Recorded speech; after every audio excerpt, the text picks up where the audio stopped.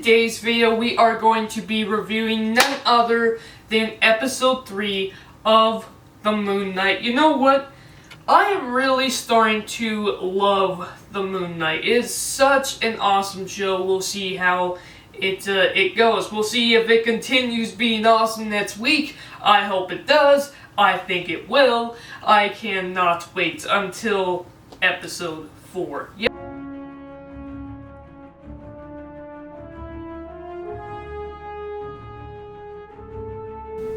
Hello guys and welcome back to Dylan's Little Hobbies.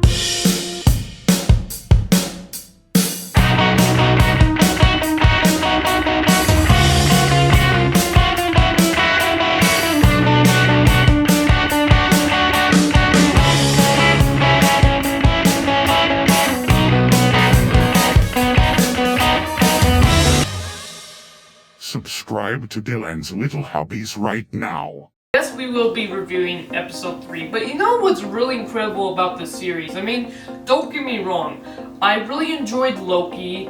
I really enjoyed WandaVision. Not a lot of people enjoyed WandaVision for some reason. I really did. And I mean, you know, the MCU has some pretty good shows, but I got to admit this.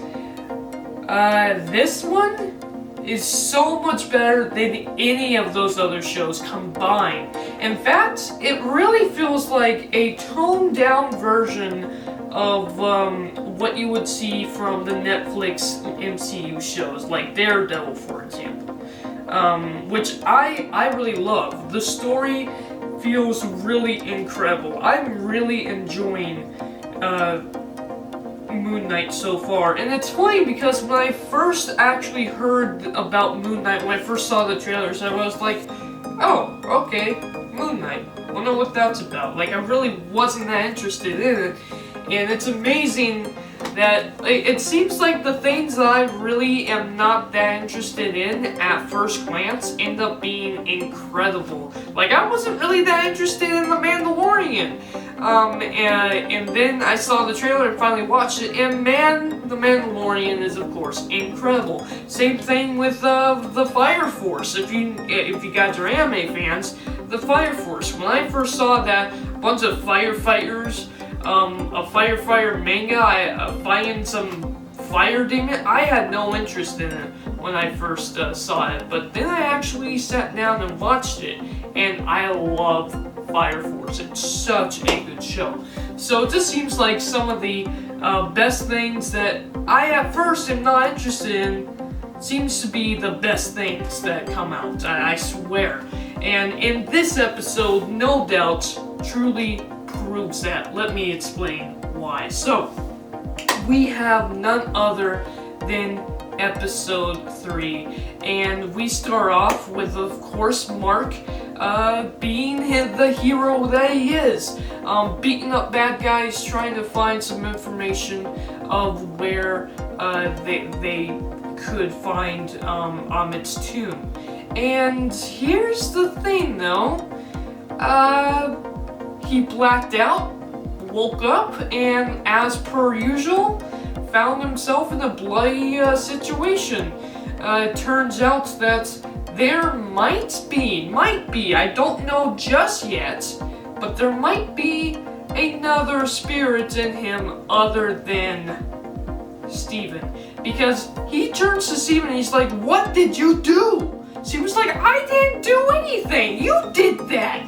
Mark's like, "No, I didn't," because we saw Mark black out. So what the heck is going on here? We don't know what Steven was up to. We don't know what Mark is up to. Somebody killed these guys, and it wasn't either of them. Was it Khonshu?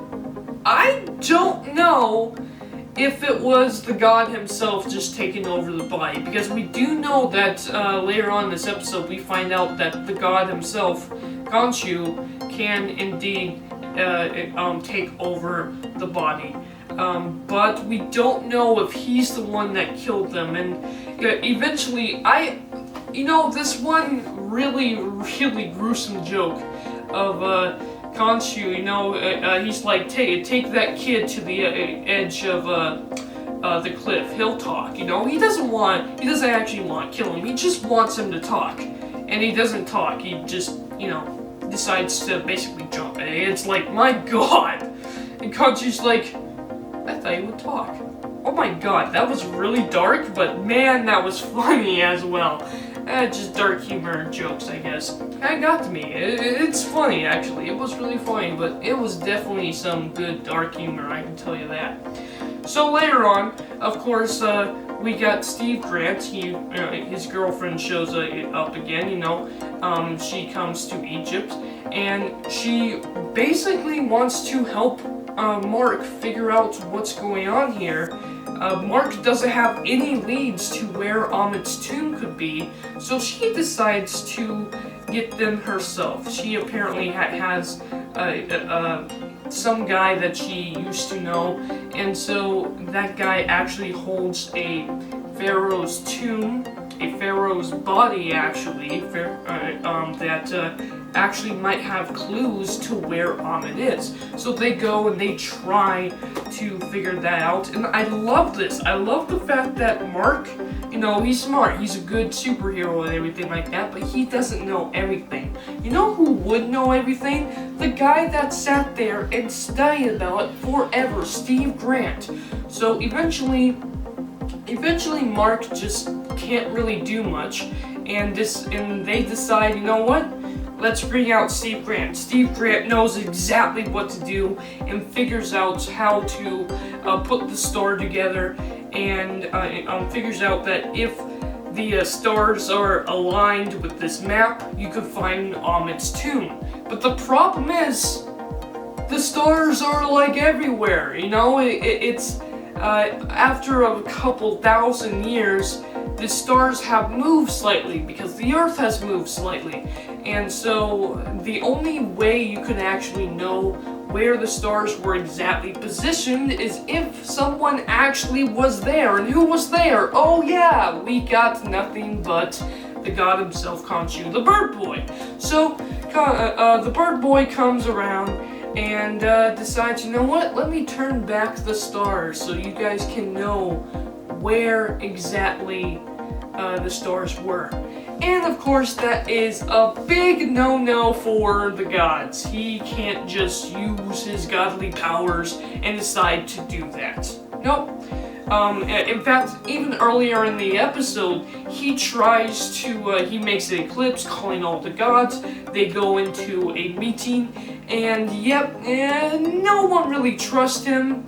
And you know what? He's yelling there. He's like, this guy's trying to free Amit. You gotta do something about him. They don't do anything about the villain. And instead, because of his crimes of changing the stars again, they capture him. And with his capturing, this of course means Steve Grant / Mark no longer has the power of the moon. Wow, what an episode. I absolutely loved it. Absolutely thought it was pretty insane.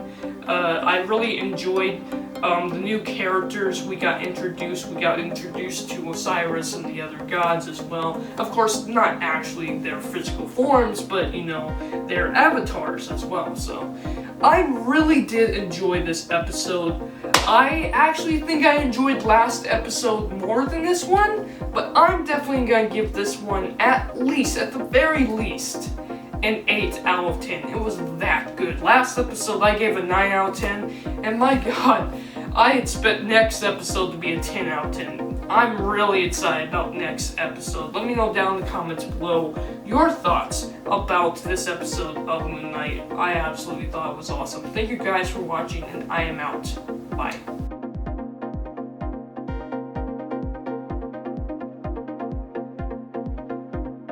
Subscribe to Dylan's Little Hobbies right now.